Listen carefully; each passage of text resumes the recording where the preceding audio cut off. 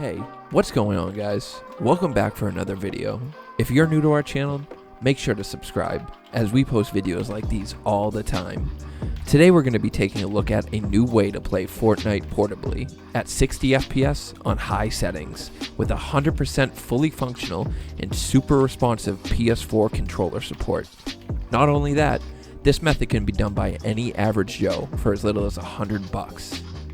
Currently, the gold standard for playing portable Fortnite is either by using a mobile phone, an iPad, or a Nintendo Switch. All of these methods are great in their own right, but have some major drawbacks.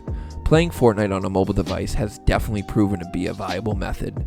The problem is, the majority of mobile devices on the market are only able to play Fortnite at 30 FPS.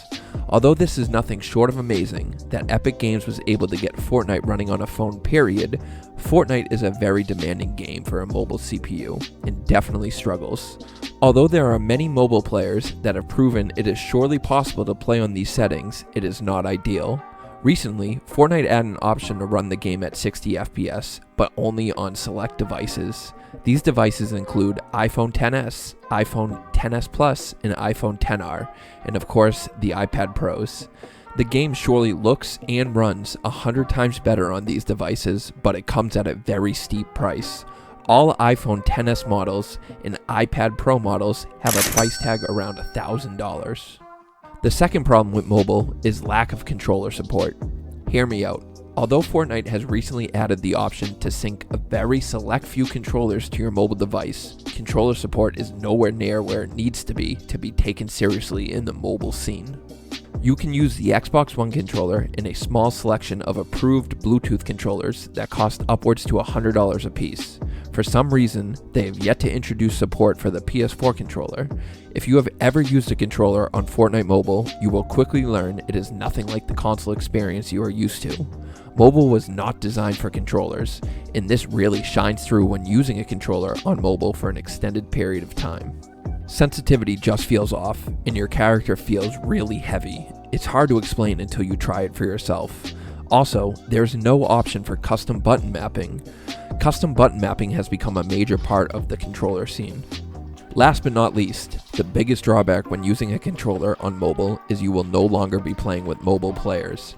Fortnite will see that you are using a controller and place you in lobbies with other console players. With poor controller support at 30 FPS, I promise you are going to have a bad time, especially when playing against those try-hard PS4 and Xbox One players.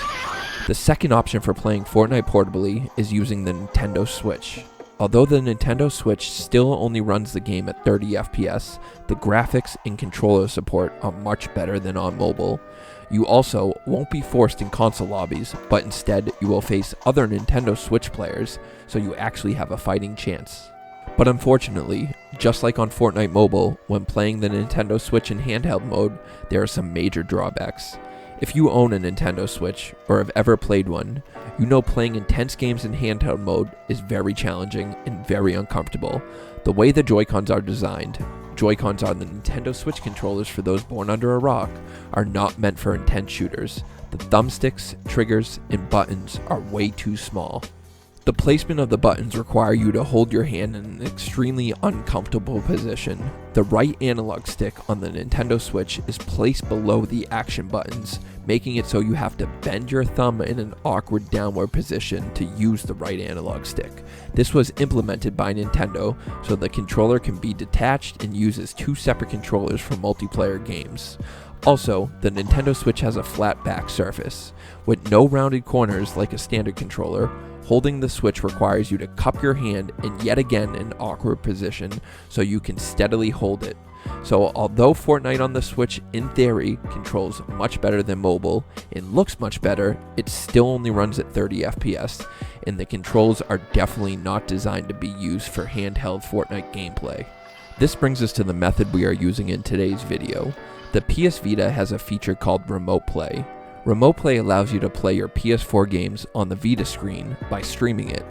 If you have been following recent gaming news or watched this year's E3 presentation, you would have seen game streaming is all anyone is talking about. Well, Sony has been using this feature for the past 5 or 6 years with the PS Vita, but it never really took off. The reason it never really took off is because it faced similar flaws we just talked about with the Nintendo Switch. The Vita is a portable device, and when you try playing big AAA PS4 games like Fortnite while using the Vita's tiny thumbsticks and buttons is a disaster, which is a shame because the remote play feature was and still is ahead of its time. It allows you to stream any and all PS4 games to the Vita over a strong internet connection, and we must say that again, a strong internet connection. This feature works best when used in one's home on their local Wi-Fi network.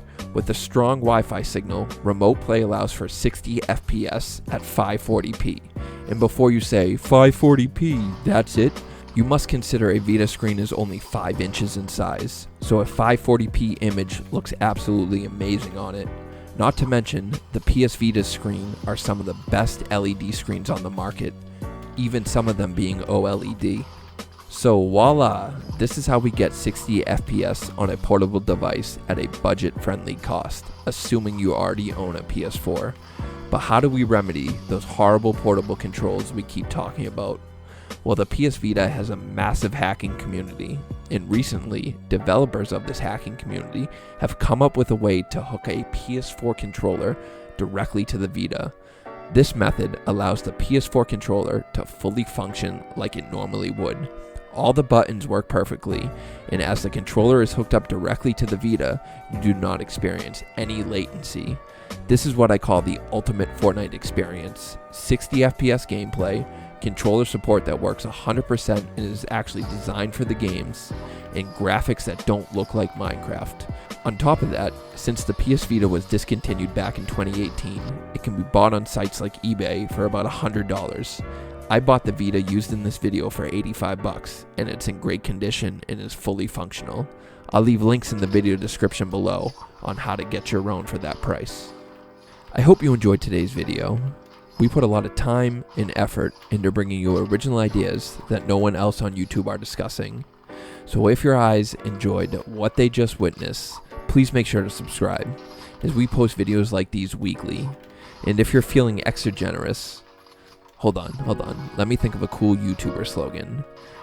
Hip thrust that like button, guys, yeah! No, but seriously, drop a like. It really helps us out. Later, guys.